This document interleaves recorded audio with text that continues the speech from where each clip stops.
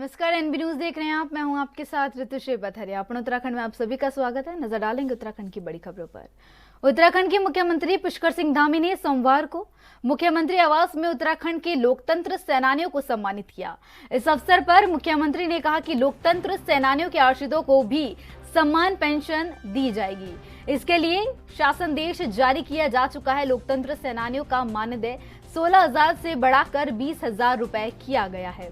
उन्होंने कहा कि आपातकाल के दौरान उत्तराखंड के लोकतंत्र सेनानियों के योगदान की सभी को जानकारी हो सके, इसके लिए व्यवस्था बनाई जाएगी। मुख्यमंत्री ने कहा कि लोकतंत्र सेनानियों द्वारा जो भी मांग पत्र दिया है उन पर पूरी गंभीरता से कार्य किए जाएंगे। मुख्यमंत्री ने कहा कि यह उनका सौभाग्य है कि आज उन्हें राष्ट्रीय आपातकाल के दौरान भारत के लोकतंत्र की रक्षा करने वाले लोकतंत्र सेनानियों को सम्मानित करने का अवसर मिला है।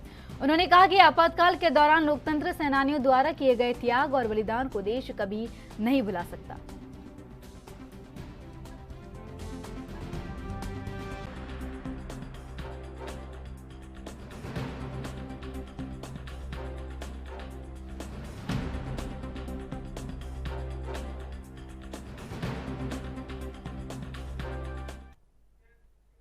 और उत्तराखंड से इस वक्त की बड़ी और अहम जानकारी आपको बता रहे हैं। इस वक्त की बड़ी और अहम जानकारी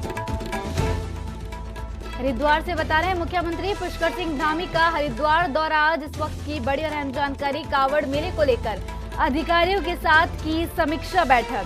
साथ ही कावड़ मेले को लेकर सीएम धामी ने समीक्षा बैठक की है। मुख्यमंत्री ने कावड़ मेले से संबंधित अधिकारियों से पूरी जानकारी प्राप्त की है। ये बड़ी खबर आपको बता रहे हैं उत्तराखंड के हरिद्वार से, जहां मुख्यमंत्री पुष्कर सिंह धामी का आज हरिद्वार दौरा रहा, जहां पर कावड़ मेले को लेकर अधिकारियों के साथ सीएम धामी ने समीक्षा बैठक की और बैठक में सभी अधिकारियों से कावड़ मेले को लेकर सारी जानकारी प्राप्त की है। ये बड़ी खबर आपको उत्तराखंड से बता रहे हैं, जो कावड़ मेले को लेकर अधिकारियों के साथ सीएम धामी की समीक्षा बैठक। कावड़ मेले को लेकर सीएम धामी ने आज सभी अधिकारियों के साथ समीक्षा बैठक की और बैठक में कावड़ मेले से संबंधित अधिकारियों से पूरी जानकारी ली।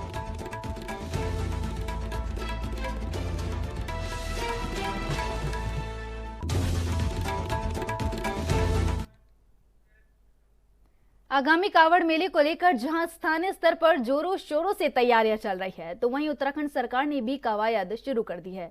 जहां हरिद्वार में मुख्यमंत्री पुष्कर सिंह धामी ने समीक्षा बैठक में भाग लिया। शिव भक्त कावड़ियों के लिए जहां तमाम सड़कों की मरम्मत का कार्य अंतिम दौर में है, वहीं कावड़ियों के साथ के लिए भी तमाम इंतजाम किए जा रहे हैं। इस बार शिव भक्त कावड़ियों के स्वागत के लिए हेलीकॉप्टर से पुष्प वर्षा की जाएगी। हरिद्वार के मेला नियंत्रण भवन में सीएम धामी ने आला अधिकारियों के साथ बैठक कर सभी तैयारियों की समीक्षा की और अधिकारियों को जल्द से जल्द सभी कार्य पूरे करने के निर्देश दिए।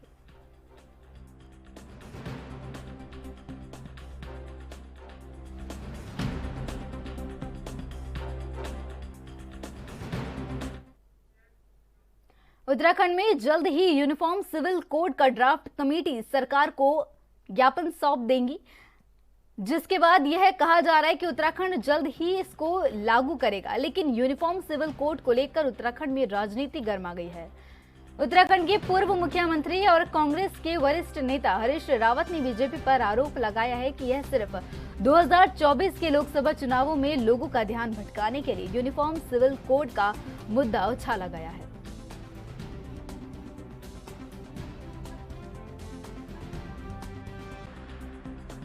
हम पहले स्पष्ट कर चुके हैं कि भाजपा के पास अपने इन वर्षों के अंदर 9 वर्ष उत्तराखंड में और 9 वर्ष देश में और 6 वर्ष उत्तराखंड में बताने के लिए कुछ नहीं है। सवालों से बचने के लिए कॉमन सिविल कोड की आड़ ली जा रही है, उसका मुखट, उसकी आड़, उसका ढाल बनाई जा रहा है। और यदि ये कॉमन सिविल कोड है तो फिर उत्तराखंड का कोड अलग, मिजोरम का अलग, केरल का अलग, गुजरात का अलग, उत्तर प्रदेश का अलग होगा। कॉमन सिविल कोड है, जैसा संविधान की भावना थी, जैसा नेहरू जी ने और अंबेडकर जी ने नीति निर्देशक तत्वों में समावेशित करवाया, यदि वो भावना है, उस भावना का कॉमन सिविल कोड है, तो फिर पूरे देश का सिविल कोड लाने की दिशा में सरकार क्या पहल कर रही है, बातचीत करें। तो ये जो है अलग अलग राज्यों के टुकड़ा टुकड़ा कॉमन सिविल कोड कैसे है, ये उत्तराखंड का कोड हो सकता है लेकिन कॉमन सिविल कोड कैसे हो सकता है, ये सवाल। देखिए, यूसीसी का जहां तक प्रश्न है, भारतीय जनता पार्टी पूरे देश के अंदर, पूरे प्रदेश में यूसीसी लाना चाहती है। उत्तराखंड देश का पहला राज्य है जिसने यूसीसी की तैयारी की है और हमने अपने घोषणा पत्र में उस बात को बोला था और हम लागू करने जा रहे हैं। लेकिन कांग्रेस जब भी हम देश हित की बात करते हैं, राष्ट्र हित की बात करते हैं, तो उसका विरोध करती है। मैं हरीश रावत जी से ये पूछना चाहता हूं, आपने तो 370 का भी विरोध किया, आपने तो राम मंदिर का भी विरोध किया और आज अब आप यूसीसी का भी विरोध कर रहे हो। लेकिन जो भी इस राष्ट्र के लिए सही होगा, इस प्रदेश के लिए सही होगा, उसको निश्चित तौर पर भारतीय जनता पार्टी करेगी। और हम तो मुख्यमंत्री जी को बहुत बहुत बधाई देते हैं कि उन्होंने ये यूसीसी का कानून पास कर करके वो केंद्र को भेज रहे हैं। निश्चित तौर पर उत्तराखंड में यूसीसी लागू होगा, कांग्रेस चाहे जितनी भी तुष्टि। उत्तराखंड समेत देश के सभी राज्यों में बीजेपी का इन दिनों महाजनसंपर्क अभियान चल रहा है, जिसमें प्रधानमंत्री नरेंद्र मोदी पार्टी के कार्यकर्ताओं के साथ सीधा संवाद भी करेंगे। बीजेपी प्रदेश अध्यक्ष महेंद्र भट्ट ने कहा कि पार्टी के सरल ऐप में उत्तराखंड राज्य को तीसरा स्थान मिला है, जिसमें नंदप्रयाग नगर पालिका के अध्यक्ष डॉक्टर हिमानी वैष्णव ने सबसे ज्यादा सरल ऐप में घर घर अभियान की पोस्ट साझा की है और उनके इसी कार्य पर उनके द्वारा प्रधानमंत्री से सीधा संवाद किया जाएगा। बीजेपी प्रदेश अध्यक्ष ने कहा कि देहरादून में आयोजित कार्यक्रम में हिमानी वैष्णव मौजूद रहेंगी और प्रधानमंत्री के साथ संवाद कार्यक्रम में संवाद भी करेगी।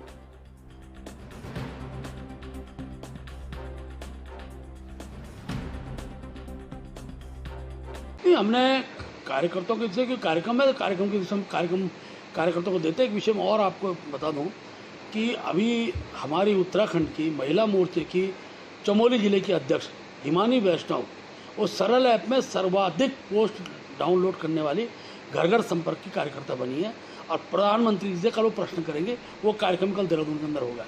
तो हर आयाम के कार्यकर्ता जिस रूप आपातकाल की बरसी को बीजेपी ने काला दिवस के रूप में मनाया, जिसके चलते विकासनगर में भी बीजेपी पदाधिकारियों ने आपातकाल को काला दिवस बताते हुए कांग्रेस को कटघरे में खड़ा कर दिया। वहीं दूसरी ओर उन्होंने इस दिवस को प्रबुद्ध जन सम्मेलन के रूप में भी मनाया। कार्यक्रम में बतौर मुख्य अतिथि राज्यसभा सांसद नरेश बंसल, पार्टी के प्रदेश अध्यक्ष महेंद्र भट्ट, क्षेत्रीय विधायक मुन्ना सिंह चौहान, सहसपुर विधायक सहदेव सिंह पुंडीर और जिला पंचायत अध्यक्ष मधु चौहान समेत बीजेपी से जुड़े तमाम क्षेत्र पदाधिकारियों ने शिरकत कर पार्टी कार्यकर्ताओं को संबोधित किया।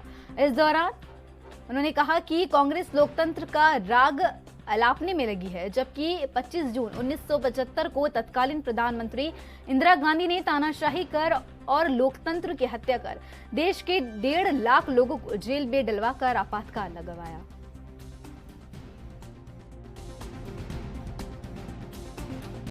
आज इतिहास का वो काला दिन है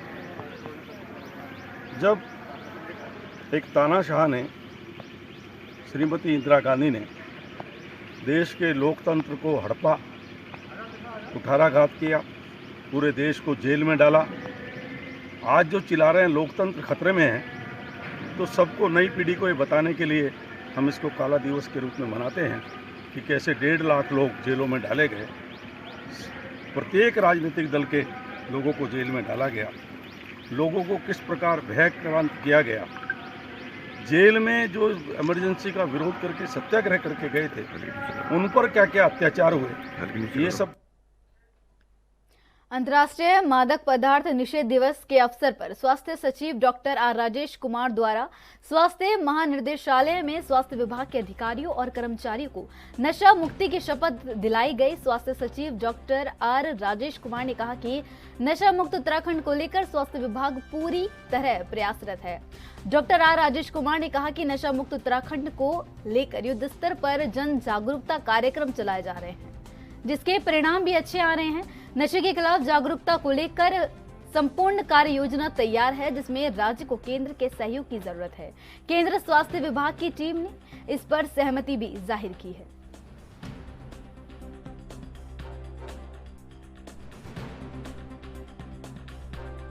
देखिए, इसमें मैं बताना चाहूँगा, एक नोटिफिकेशन जारी हुआ है 2021 में, जिसमें 13 ड्रग्स हैं, जिसमें जो टैबलेट्स के फॉर्म में भी यूज़ होते हैं और कभी कभार जो है नशे के तौर पे भी वो जो है उपयोग में इलीगली होता है। तो उन 13 ड्रग्स को हमने नोटिफाई भी किया है और कितने क्वांटिटी के ऊपर वो इलीगल माना जाएगा इसका भी जो है हमने क्लियरली वर्णन किया हुआ है। और अभी आपने हाल ही में देखा होगा कि हमारी ड्रग्स की टीम ने हरिद्वार में छापा मारा, काफ़ी बड़े पैमाने पे ड्रग्स, इलीगल ड्रग्स। उत्तराखंड के ऋषिकेश में आईडीपीएल की आवासीय कॉलोनी में रहने वाले लोगों को बेघर होने से बचाने के लिए कांग्रेस सड़क पर उतर गई है। कांग्रेसियों ने तहसील में आईडीपीएल के लोगों के साथ मिलकर धरना प्रदर्शन किया। मौके पर पूर्व मुख्यमंत्री हरीश रावत पहुंचे। उन्होंने लोगों को संबोधित करते हुए कहा कि कांग्रेस के शासनकाल में आईडीपीएल की आवासीय कॉलोनी को खाली होने से बचाने के लिए हर संभव प्रयास किए गए हैं। उसी का नतीजा है कि आज भी आईडीपीएल की आवासीय कॉलोनी में लोग रह रहे हैं, लेकिन बीजेपी के कार्यकाल में के दौरान लोगों को छत देने के बजाय उन्हें बेघर करने की कोशिश की जा रही है।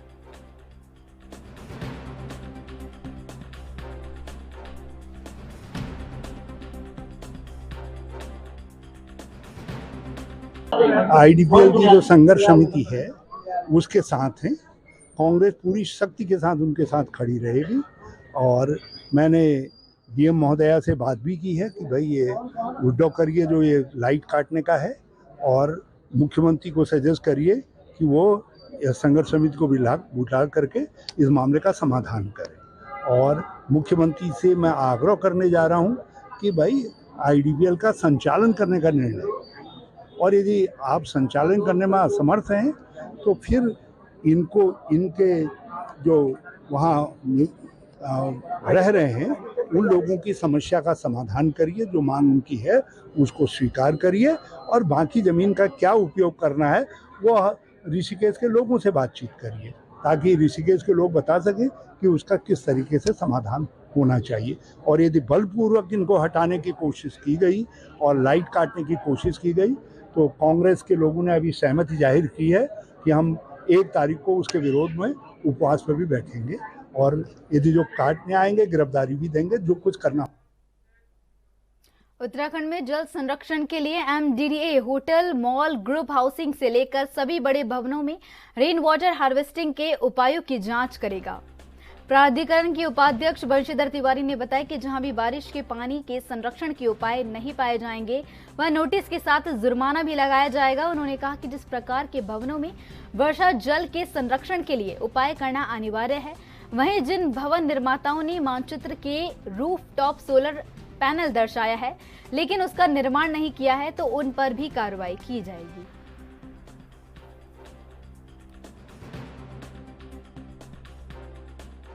देखिए, माननीय मंत्री जी द्वारा अभी बीते दिनों जो बैठक की गई थी जल संस्थान, जल निगम और पेयजल विभाग की, तो उसमें उन्होंने बहुत स्पष्ट निर्देश दिया था कि जल संरक्षण और संवर्धन के उपाय किए जाएं।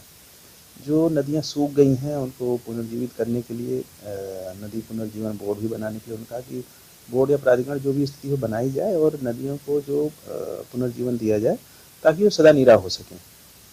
इसके अलावा प्राधिकरण स्तर पर हमने जल संरक्षण के उपाय किए हैं और उसको जल संवर्धन कैसे करें उसका उपाय किया है। जो कमर्शियल मैप स्वीकृत होते हैं उसमें वाटर स्टोरेज टैंक और जो हमारा वाटर हार्वेस्टिंग है, दोनों तरह की करने के प्रावधान किए जाते हैं। तो इसमें तो हमने ये निर्देश दिया है कि जिन जिन मानचित्र में ये प्रावधान है और मौके पर नहीं किया गया है उनकी जांच कर लिया जाए और उसका अनुपालन कराया गया। दूसरा, हम लोगों ने ये निर्णय लिया है कि 300 गज से ज़्यादा के जो प्लाट हैं वो कुछ ना कुछ अपने सामने ग्रीन स्पेस लान के रूप में छोड़ेंगे ताकि बारिश का पानी भूमिगत जल के स्तर को बढ़ा सके। अभी जनरली क्या होता है कि लोग या तो टाइल्स लगा देते हैं या कंक्रीट लगा देते हैं तो पानी जमीन के अंदर घुसता नहीं है। तो हम लोग 300 वर्ग गज के ऊपर की जो भी प्लाट हैं उसमें पूर्व न्यायाधीश और उत्तराखंड ह्यूमन राइट्स कमीशन के मेंबर राजेश टंडन ने न्याय व्यवस्था को बेहतर बताया है। देहरादून में एक पत्रकार यूनियन के सम्मेलन में बतौर मुख्य अतिथि पहुंचे राजेश टंडन का कहना है कि ट्रिब्यूनल हो या फिर हाईकोर्ट, सब जगह न्याय की व्यवस्था बहुत अच्छी चल रही है। उन्होंने कहा कि मानवाधिकार में भी लोगों को सहूलियत मिल रही है।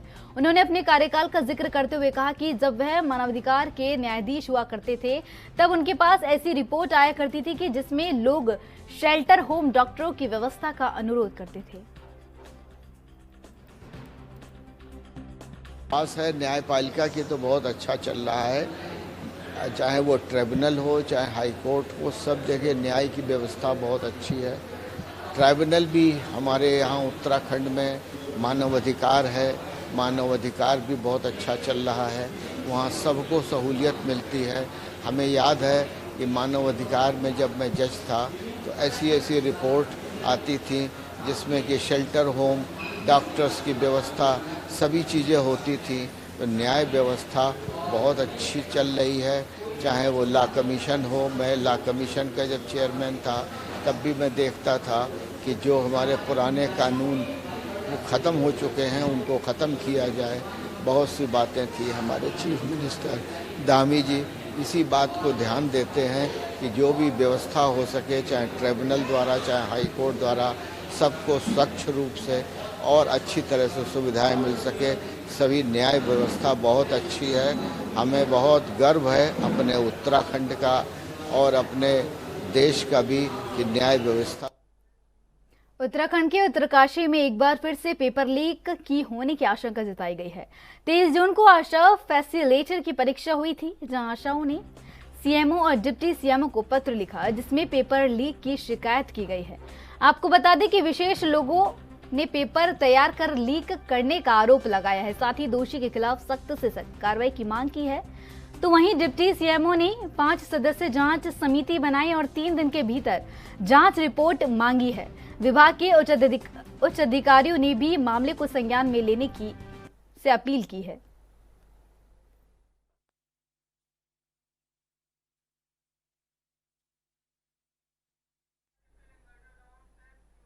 उत्तराखंड में मानसून ने पूरी तरह से दस्तक दे दी है, जिसको देखते हुए मुख्यमंत्री पुष्कर सिंह धामी ने सभी अधिकारियों को 24 घंटे अलर्ट मोड पर रहने के निर्देश दिए हैं। उधर आपदा प्रबंधन विभाग ने भी कमर कस ली है।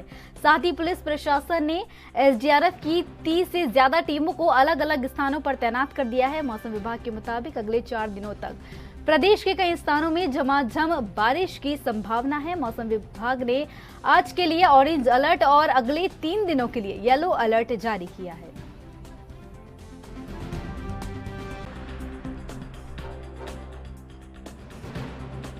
अगले 5-6 दिन मानसून आने की संभावना है और साथ ही में अलर्ट भी जारी हुआ है। उसको लेकर आज आपदा प्रबंधन में जाकर जानकारी ली है। सभी जिलों से भी बात की है, आपदा प्रबंधन के अधिकारियों से भी बात की है कि सबका आपस में कोऑर्डिनेशन बना रहे, आपस में सब एक साथ तालमेल के साथ कोई भी स्थिति हो उस स्थिति के लिए निपटने के लिए, उस स्थिति से पार पाने के लिए सक्षम हो।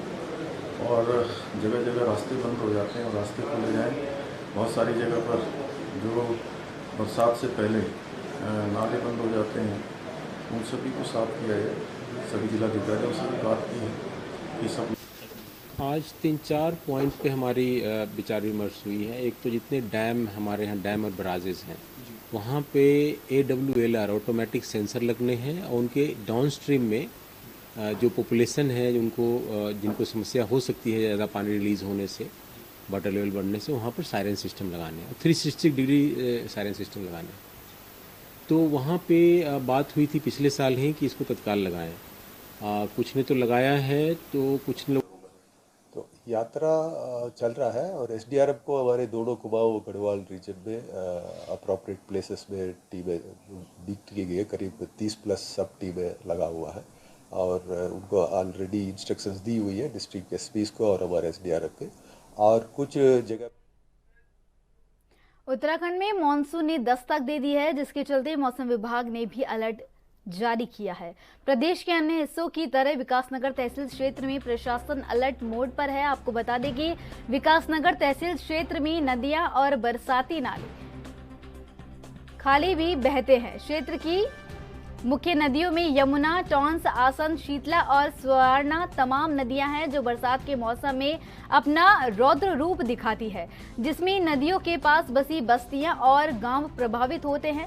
पिछले 2 दिन से हो रही बरसात के चलते इन नदियों का जलस्तर बढ़ने लगा है, जिसमें सबसे महत्वपूर्ण यमुना नदी ने भी अपना रौद्र रूप दिखाना शुरू कर दिया है।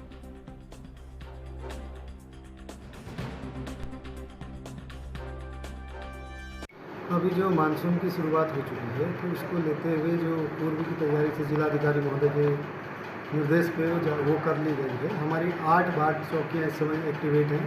तहसील में हमारा कंट्रोल रूम बनाया गया है और उसके साथ साथ जो विभिन्न विभागों को साथ लेते हुए एक IRS सिस्टम जो बनाया गया है, उसका वो भी एक्टिवेट कर दिया गया है। जैसे ही कोई अगर चेतावनी जारी की जाती है, सभी को अलर्ट मोड में रहने के लिए कहा गया है और सभी लोग अपना फ़ोन भी स्विच ऑफ कोई भी व्यक्ति नहीं करेगा और सभी लोग अलर्ट मोड पे रहेंगे, ये निर्देश है।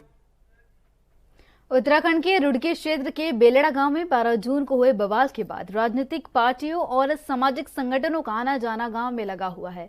इसी के चलते बसपा नेता भी बेलड़ा गांव पहुंचे। आपको बता दें कि बसपा से लक्सर विधायक मोहम्मद शहजाद, भगवानपुर से बसपा नेता सुबोध राकेश और प्रदेश अध्यक्ष शिषपाल सिंह ने बेलड़ा गांव पहुंचकर मृतक युवक के परिजनों से मुलाकात की और मृतक के परिजनों को सहायता राशि दी। लक्सर विधायक मोहम्मद शहजाद ने कहा कि बहुजन समाज पार्टी शुरू से ही मृतक परिवार के साथ है और मृतक के परिजनों को इंसाफ दिलाने से लेकर जब तक मृतक युवक के बच्चे बड़े हो तब तक बहुजन समाज पार्टी इस परिवार के साथ रहेगी।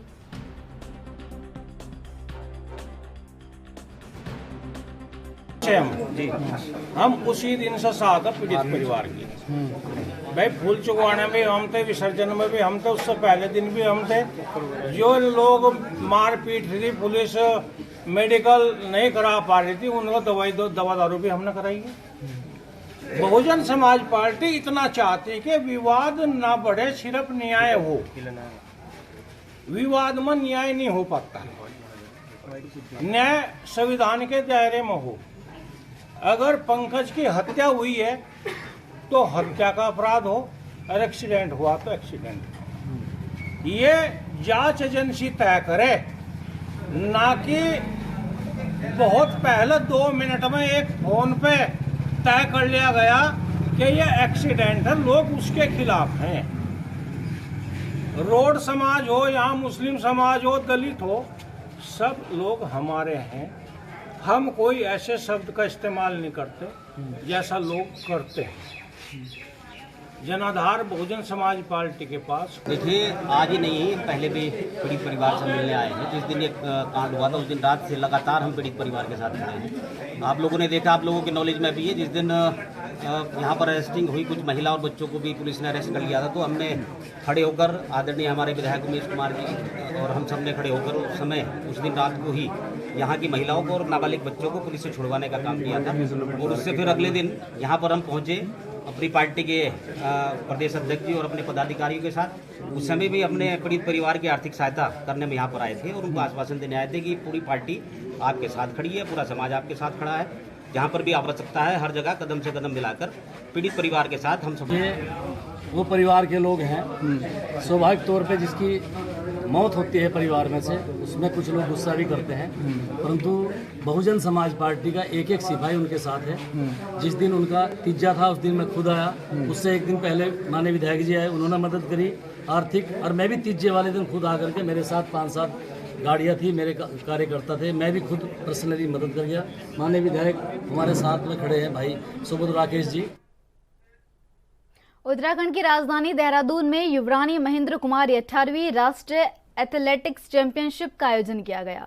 एथलेटिक चैंपियनशिप का उद्घाटन पूर्व केंद्रीय मंत्री और कांग्रेस के राष्ट्रीय महासचिव भंवर जितेंद्र सिंह ने किया। देहरादून के परेड ग्राउंड में पूर्व सांसद और खिलाड़ी स्वर्गीय युवरानी महेंद्र कुमारी की स्मृति में आयोजित इस प्रतियोगिता में देश के राष्ट्रीय और अंतर्राष्ट्रीय स्तर के खिलाड़ी प्रतिभाग कर रहे हैं। 2 दिन तक चलने वाले इस प्रतियोगिता में 30 साल से लेकर 150 साल तक की उम्र के खिलाड़ियों ने भाग लिया, जिन्होंने अलग अलग प्रतियोगिताओं में अपना जौहर दिखाया।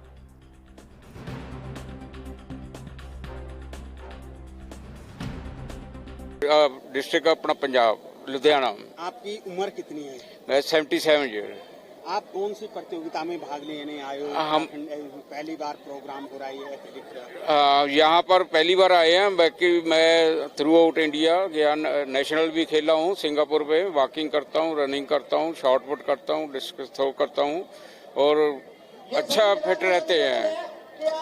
और इस उम्र में भी हम यंग हैं। अगर हम आपको कोई मुझे बुरा बोलता है तो हमको गुस्सा लगता है। हम 70 ईयर यंग इस समय 93 साल।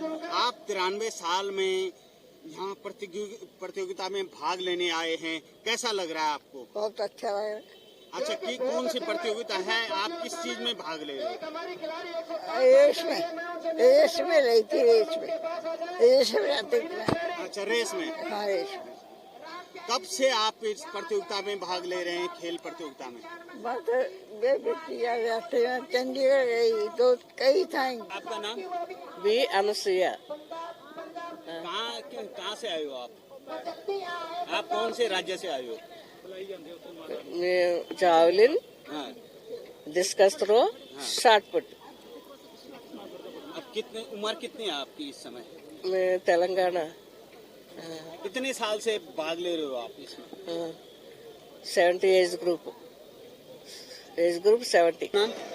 भाव सिंह चौहान, हरियाणा की टीम शॉट में BS मंच के बाईं ओर खड़े हो जाए। पूरा नाम? कहाँ के रहने वाले हो? मैं लखवाड़ के रहने वाला हूँ। हरियाणा, तहसील कालसी, पंजाब के पीछे दिल्ली। आप दिल्ली के बाद असम में भाग लेने आए हैं। कब से ये प्रतियोगिता में भाग ले रहे हैं आप? मैं दिल्ली के बाद असम, 55 प्लस। उत्तराखंड, जब मैं 55 प्लस था, उत्तर प्रदेश, तब से चल दे रहा हूँ। महाराष्ट्र। कौन सी प्रतियोगिताओं में? जम्मू कश्मीर, गुजरात, मैंने पश्चिमी बंगाल, एथलेटिक्स, हिमाचल, राजस्थान, रेस, राजस्थान। मेरे साथ खबरों में बस इतना ही। देश विदेश की तमाम और अहम खबरों के लिए बने रहिए NV न्यूज़ पर। नमस्कार।